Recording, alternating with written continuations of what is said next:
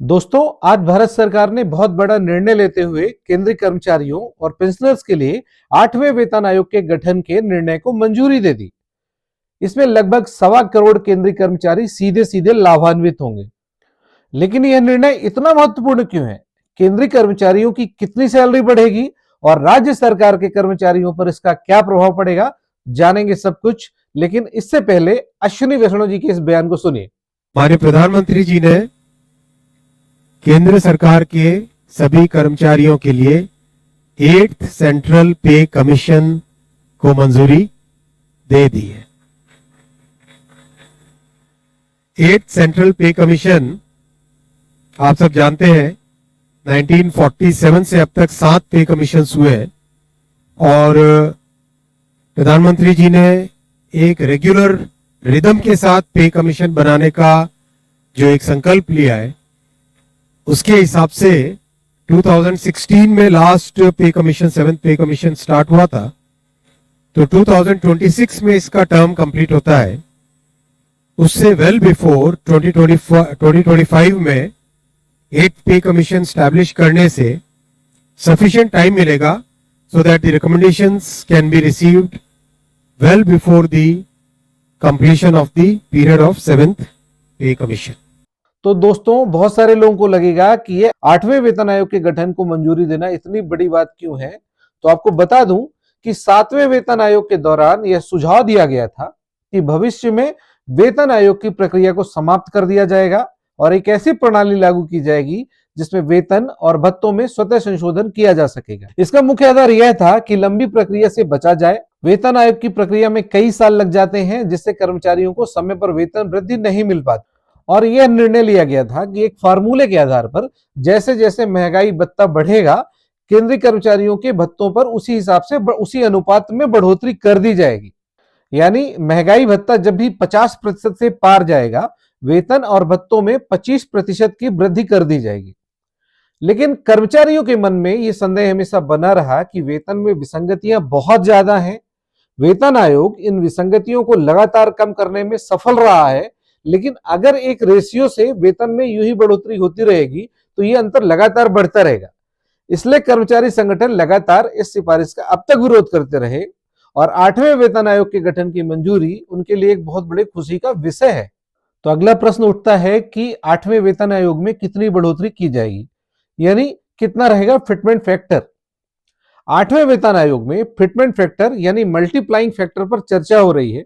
देखिए, 7वें वेतन आयोग के दौरान फिटमेंट फैक्टर 2.57 था, जिससे न्यूनतम सैलरी 7,000 से बढ़कर 18,000 हो गई थी।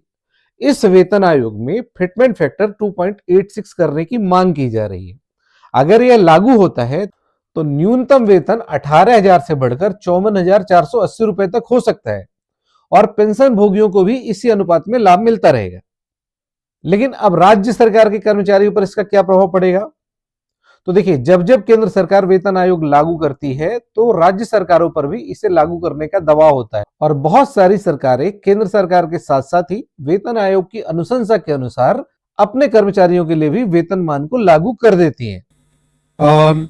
जैसा आप जानते हैं, इसमें मैसिव कंसल्टेशन होगा with the state governments, with all the different stakeholders in the central government, in the PSUs, इन सब के साथ डिटेल्ड कंसल्टेशन होगा और चेयरमैन एंड 2 मेंबर्स का भी शीघ्र अपॉइंटमेंट होगा।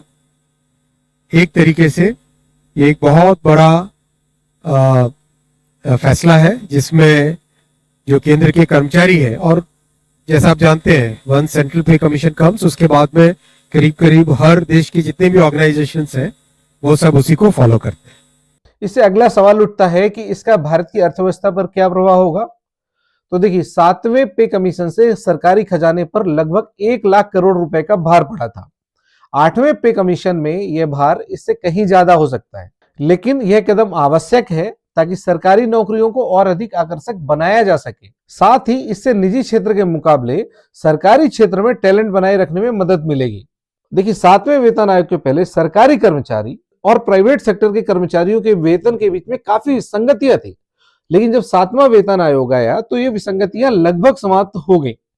लेकिन समय के साथ साथ जैसे समय बढ़ता गया, प्राइवेट सेक्टर्स की सैलरी बढ़ती गई, लेकिन सरकारी कर्मचारियों की सैलरी उस अनुपात में नहीं बढ़ पाई जिस अनुपात में प्राइवेट सेक्टर्स के कर्मचारियों की सैलरी बढ़ी है।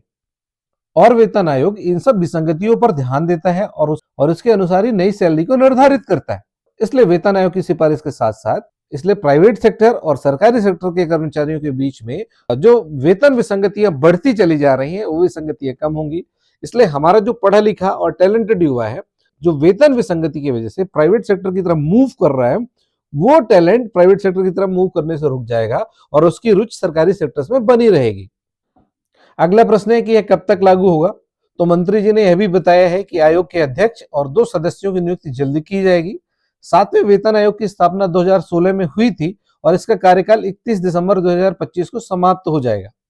8वें वेतन आयोग की रिपोर्ट 2026 तक आनी है, लेकिन इसे 2025 के बजट में प्राथमिकता के साथ शामिल किया जाएगा।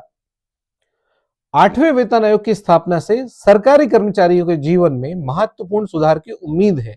यह वेतन वृद्धि महंगाई भत्ते में इजाफा और पेंशन में सुधार के माध्यम से उनकी मासिक आय को बढ़ाएगा, जिससे आर्थिक स्थिरता मिलेगी।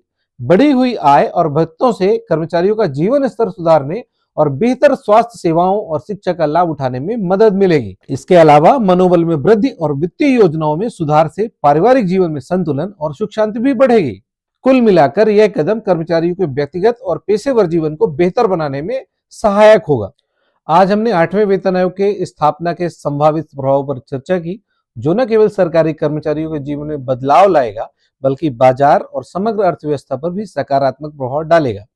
वेतन वृद्धि, महंगाई भत्ता में इजाफा और पेंशन में सुधार से कर्मचारियों की आर्थिक स्थिति मजबूत होगी, जिससे उपभोक्ता खर्च में वृद्धि और स्थानीय व्यवसायों को बढ़ावा मिलेगा। हालांकि महंगाई एक चुनौती हो सकती है, लेकिन यह कदम रोजगार के अवसरों और निवेश को भी बढ़ावा देगा।